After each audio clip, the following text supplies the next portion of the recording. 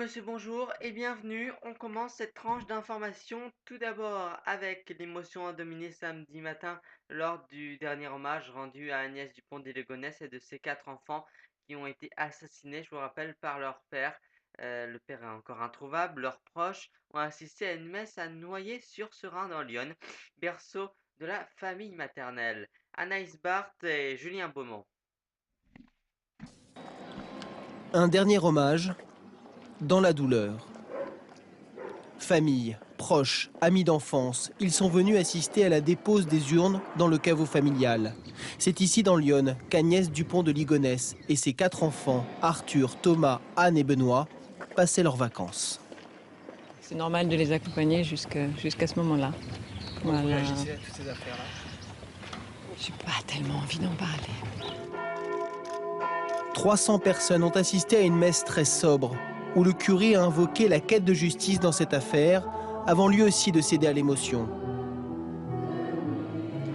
Ensuite, beaucoup d'habitants ont tenu à signer les registres de condoléances. Quand vous connaissez les personnes que vous les avez vues serrer la main, etc., ben, évidemment, ça fait comme la famille. C'est un drame, quoi. C'est un drame. Des signes de sympathie qui, ici comme à Nantes, ont marqué la famille. On ne peut pas ne pas être touché par ces milliers de témoignages que nous avons reçus.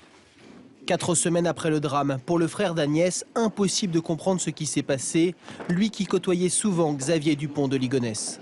Je le connais très bien, c'est tout ce que je dis depuis très très longtemps. Si la question c'est est-ce que quelqu'un pouvait se douter de quoi que ce soit, c'est non pour tout le monde. Pour tout le monde. Une douleur d'autant plus vive que l'enquête progresse lentement. Xavier Dupont de Ligonnès est introuvable depuis 15 jours. La cérémonie de la béatification de Jean-Paul II doit se tenir dimanche à Rome. Les pèlerins sont déjà sur place et une veillée devait avoir lieu samedi soir. Maurice Chalvière est sur place avec Antoine Covato. Les taxis, la gare, les bus, le métro, les tramways, cherchez ce qui n'est pas à l'effigie de Jean-Paul II et vous aurez gagné. Autant dire que les centaines de milliers de pèlerins qui se déversent en groupe comprennent très vite qu'ils sont arrivés à destination.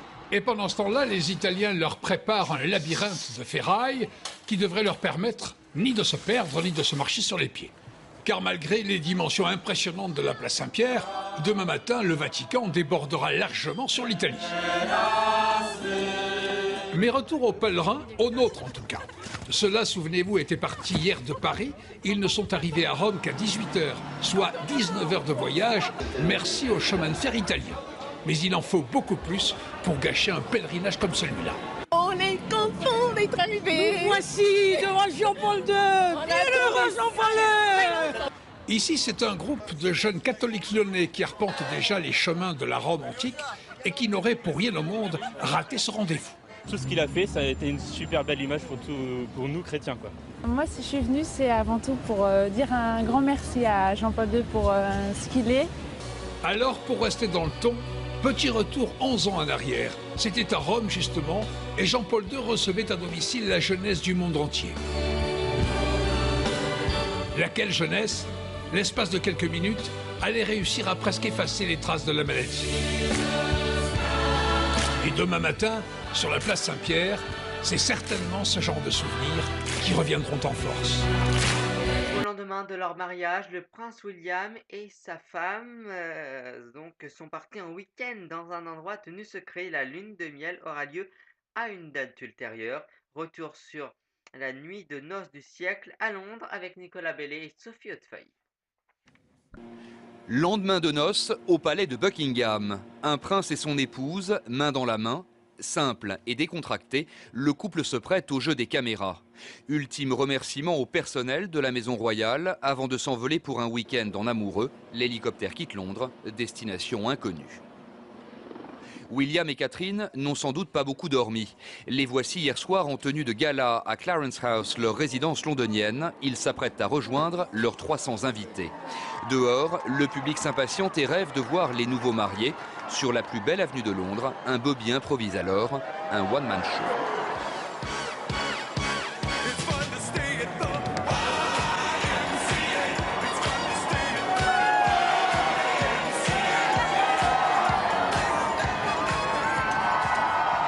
La limousine royale fait enfin son apparition. Catherine salue ses admirateurs. Le reste de la soirée sera privé dans un Buckingham Palace transformé pour l'occasion en boîte de nuit. Vers 3 h du matin, les derniers invités quittent le palais, mais la fête n'est pas finie. Pippa, la désormais très célèbre sœur de la mariée, mène la bande jusqu'au bar de son hôtel. La voici aujourd'hui en compagnie de son frère et de ses parents, les Middletons, qui font souffler un vent de fraîcheur sur la famille royale. Je ne suis pas monarchiste, mais je trouve que les Windsor ont beaucoup changé ces derniers temps. Ils paraissent plus accessibles, plus normaux. J'aime beaucoup William. Il y a en lui une certaine humilité qui me rappelle sa mère, la princesse Diana. 24 heures après les noces, les photos officielles du mariage sont déjà disponibles sur le site internet de Buckingham Palace. Et après ce week-end de fête, changement d'uniforme, William reprendra les commandes de son hélicoptère sur une base de la Royal Air Force. Le ton est donné, un prince moderne jusqu'au bout qui retourne travailler comme tout le monde, enfin presque.